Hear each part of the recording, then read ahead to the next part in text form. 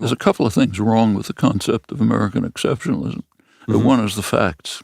Yeah. Okay. Yeah. The other is it's not American. Yeah. Every great power has had the same exceptionalism. Britain, when it was virtually genocidal all over the world, was praising itself on its magnificence. Sure. I mean, France had the civilized mission, while the French Minister of War was calling on the army to exterminate the population of Algeria.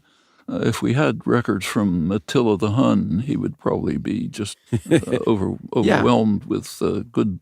The fact will. that every country has thought that they've been the unique source of goodness and because of their powers. There's nothing exceptional about American exceptionalism. Well, but since it isn't exceptional, what about is the reverse? You give me examples. Are other countries? I mean, other countries are trying to assumedly impede American economic progress, and what's the response here?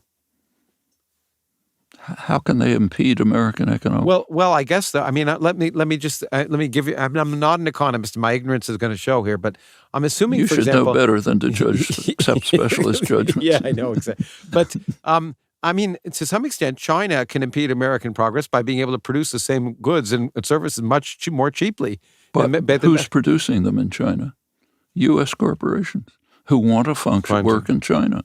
If U.S. corporations don't like Chinese rules, they can invest somewhere else.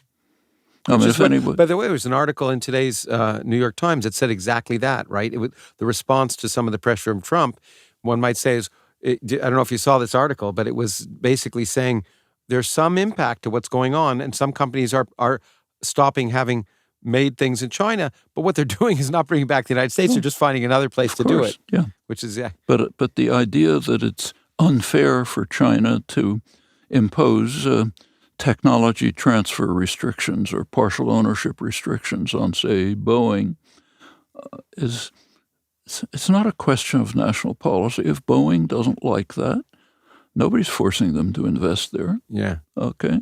So what right do we have to punish them for trying to do that? Quite apart from the fact that that's how we developed, how England developed, how everybody developed.